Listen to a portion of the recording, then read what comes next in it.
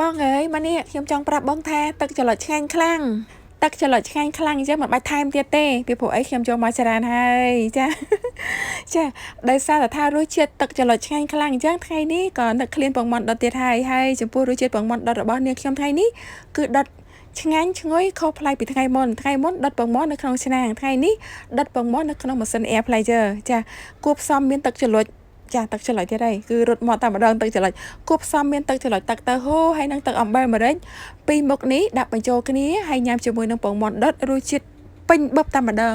ចាឥឡូវនេះសូមបងប្អូនតាមដានពីរបៀបដុតពងមាន់នៅក្នុងម៉ាស៊ីន air fryer ជាមួយនឹងនាងខ្ញុំទាំងអស់គ្នាថ្ងៃនេះគឺនាងខ្ញុំដុតពងមាន់ចំនួន12គ្រាប់ហើយចំនួនពងមាន់12គ្រាប់នេះគឺញ៉ាំល្មមណែនកាពះហើយបងមិនបាច់ថែម5ចានឲ្យខ្ញុំទៀតទេចាបើសិនជាថែម5ចានទៀតនោះមិនដឹងថាយកទៅទុកតាណាទេអូខេចាឥឡូវនេះ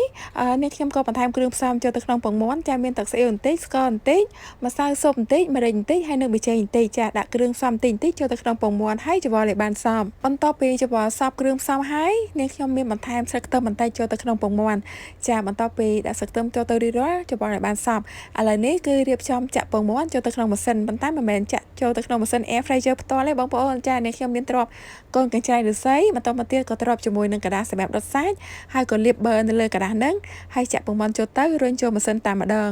ចាទុកតែប្រហែលនាទីនោះគឺឆ្អិនហើយឥឡូវនេះនាងខ្ញុំដកពងមាន់ចេញពីម៉ាស៊ីន air fryer ហើយគឺថាមានក្លិនឈ្ងុយមែនតើបងប្អូន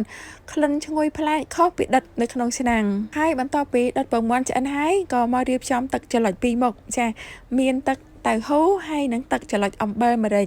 ចាពីរមុខនេះគឺចាប់ជាតិគ្នាមែនតើជាមួយនឹងពងមាន់ដុតឥឡូវនេះក៏រៀបចំស្រូយទឹកច្រឡុចហ្នឹងទៅលើពងមាន់ហើយចានិយាយទៅបងប្អូនក្លិនឈ្ងុយមែនតើណាអត់និយាយលេងទេពងមាន់ដុតនៅក្នុងម៉ាស៊ីន air fryer ជាតិមែនតើឈ្ងុយខ្លាំងមែនតើគឺសូមធានាតែម្ដងអញ្ចឹងចំពោះពងមាន់ដុតនៅក្នុងម៉ាស៊ីន air fryer នេះក៏នឹងខ្ញុំសូមផ្ញើទៅបងអូនស្រីម្នាក់ដែលគាត់ comment សួរនឹងខ្ញុំថាពងមាន់យើងអាចដុតនៅក្នុងម៉ាស៊ីន air fryer បានអត់ចាបានអូនដុតបានហើយរសជាតិពងមាន់គឺថាមានក្លិនឈ្ងុយហើយឆ្ងាញ់ជាងដុតនៅក្នុងឆ្នាំងចាហើយឥឡូវនេះវីដេអូបង្ហាញរបស់នាងខ្ញុំគឺបានមកដល់ទីបញ្ចប់ហើយនាងខ្ញុំក៏សូមអរគុណបងប្អូនទាំងអស់គ្នាដែលបានតាមដានខ្សែវីដេអូមួយនេះពីដើមដល់ចប់ជាមួយនឹងនាងខ្ញុំចាអរគុណច្រើនបាយបាយ